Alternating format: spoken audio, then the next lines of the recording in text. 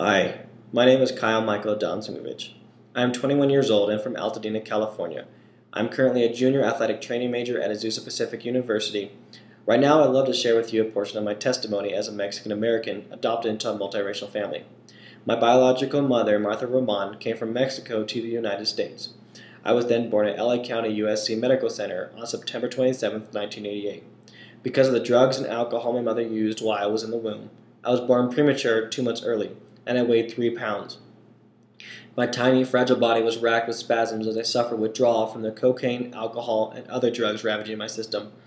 The outline of my liver and spleen were bulging out of my abdomen, and the skin was peeling away from my miniature arms and legs, because I had also contracted congenital syphilis from my mother.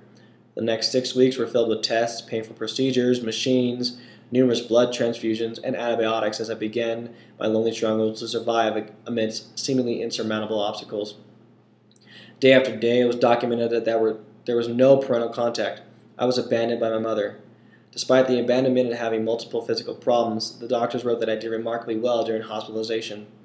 After being discharged from the hospital, I was placed into a group home for infants with special medical needs. The foster mother gave me the name Kyle and nurtured my now 4-pound frame. I required surgery before 6 months and constant doctor visits to follow up with my many problems and therapy for my developmental delays. Within months, I was ushered into another group home where I was suffered constantly from the respiratory distress syndrome, increased by the fact that my foster mother smoked. My adoptive parents first heard of me when I was around 11 months old, but I appeared to be the size and developmental level of a 6-month-old. I would soon be available for adoption, but other families would not consider adopting me, fearing the possible problems that could develop. I could have tested positive for HIV, since I had several blood transfusions, and my mother was a drug addict. I could be deaf and mentally retarded, since those are common byproducts of congenital syphilis. I could have long-term psychological impact and attachment disorder from my abandonment and multiple caretakers.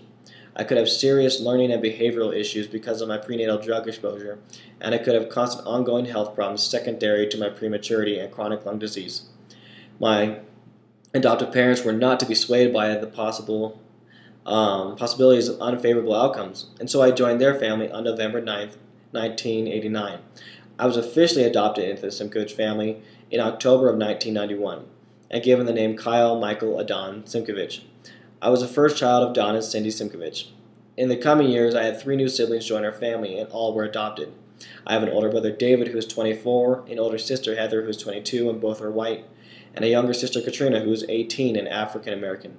Being adopted has definitely given me a great outlook on life. My adoptive parents encouraged me to take advantage of the opportunities that present themselves. Because of this, I am now interested in a wide range of things. My adoptive parents have only been a support and encouragement to me, and I do call them mom and dad. School, though, has not always come easy to me. I was homeschooled through the 8th grade so that I can have time to bond with my family. The reason I struggled with school so much was because I have ADHD. This made my work take many hours longer than average to complete. At 9th grade, I entered into a college preparatory high school and was bombarded with homework that required intense hours of study beyond the average school day. My parents stuck by me and got me a tutor who would work with me up to 3 hours a day. Because of my parents' encouragement, I was able to learn the study habits necessary to succeed in an academic environment. Because of their love and support from my adoptive parents, I have made it to my junior year of college. While growing up, the thought of my biological family was always on my mind. I would dream that I would hear my voice and my mom would be standing there. I dreamed that by chance I would run into my biological family while running errands.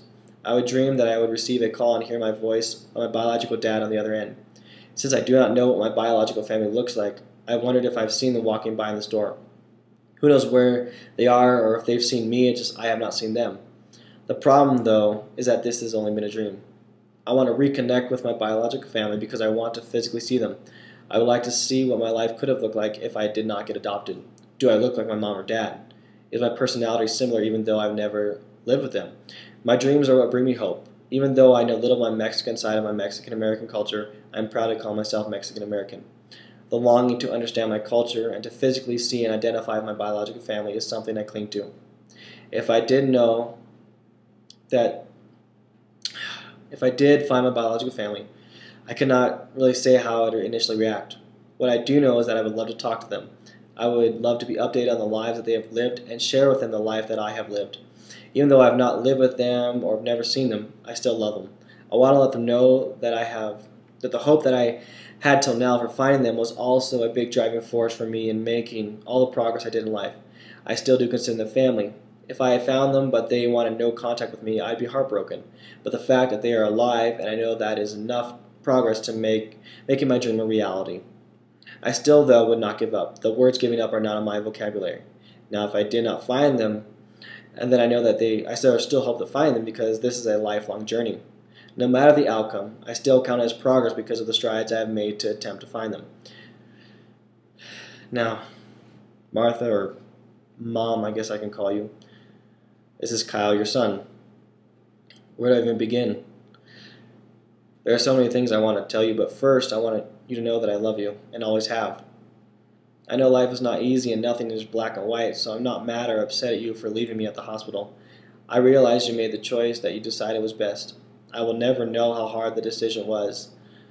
I hope life has been treating you better than back when I was born. You have always been in my dreams and prayers. You and my dad Carlos, my brother Gustavo, my sister Angela, and Maria have always been in my heart. You are all big puzzle pieces of my heart.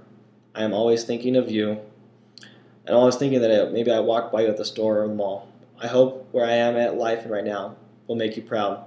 I hope the day comes where I can give you a hug, where I can see you face to face.